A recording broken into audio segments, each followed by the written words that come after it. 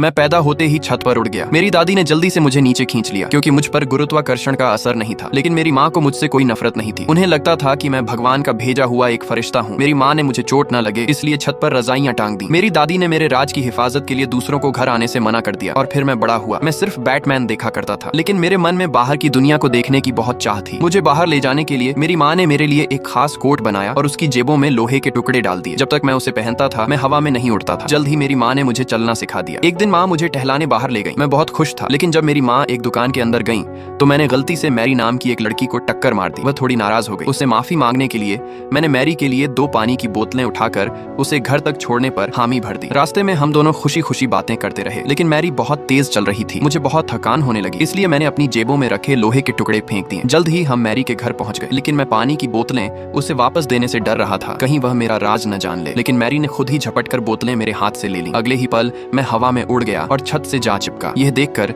Mary ने जल्दी से मुझे नीचे खींच लिया और मुझे एक लाल स्कूल बैग दे दिया। यही हमारी दोस्ती की शुरुआत थी। इसके बाद मैरी रोज मुझसे मिलने आने लगी। हम साथ खेलते थे, साथ टीवी देखते थे और मैं हमेशा वही लाल बैग अपने साथ रखता था। लेकिन मेरे राज की हिफाजत के लिए मेरी माँ ने मैरी को घर आने से रोकना शुरू कर दिया। मुझे बहुत दुख हुआ और मैं बस मैरी को अलविदा ही कह सका। मेरी माँ मुझे उस जगह से दूर लेकर चली गई, लेकिन मैं उस गुलाबी कपड़े वाली लड़की को कभी भूल नहीं पाया। 20 साल बाद मैं बड़ा हो गया। मैं आज भी वही लाल बैग अपने साथ रखता था। एक दिन मैंने टीवी पर एक टैलेंट शो देखा। उसमें कुछ लोग सुपर पावर दिखा रहे थे। यह देखकर मेरी रुचि जाग गई, तो मैंने माँ के लिए एक चिट्ठी लिखी और घर छोड़ दिया। अगले दिन मैं वही लाल बैग लेकर परफॉर्म करने गया। मैं एक ऊंचे प्लेटफॉर्म पर चढ़ा और कूद गया और सच में मैं हवा में तैरने लगा। लोगों ने मुझे एक सुपर हीरो मान लिया। इसके बाद मैं मशहूर हो गया और मुझे कई विज्ञापन मिलने लगे। मेरा वही बैग बाजार में जबरदस्त बिकने लगा। यहाँ तक कि मेरी एक मूर्ति भी लगा दी गई। लेकिन ये जिंदगी वो नहीं थी जो मैं चाहता था। एक दिन परफॉर्म करते समय मैंने दर्शकों में अपनी माँ को देखा। ये देखकर मैं पूरी तरह टूट गया। मैंने परफॉर्म करना बंद कर दिया। उसी रात मेरी अचानक सालों पहले वाली लड़की मैरी से मुलाकात हो गई। मैंने खुद को फिर से संभाला। हमने दोबारा डेट करना शुरू किया, ठीक वैसे ही जैसे बचपन में करते थे। मैं मैरी से बहुत प्यार करता था क्योंकि सिर्फ वही मुझे एक आम इंसान की तरह देखती थी। बाद में मुझे एक नई नौकरी मिल गई। मैं ऊंची इमारतों की खिड़कियां साफ करने लगा। भले ही मैं असली बैटमैन न बन सका, लेकिन मैं बहुत खुश था क्योंकि मैरी के साथ बिताई जाने वाली सादी जिंदगी ही वही थी जो मैं सच में चाहता था।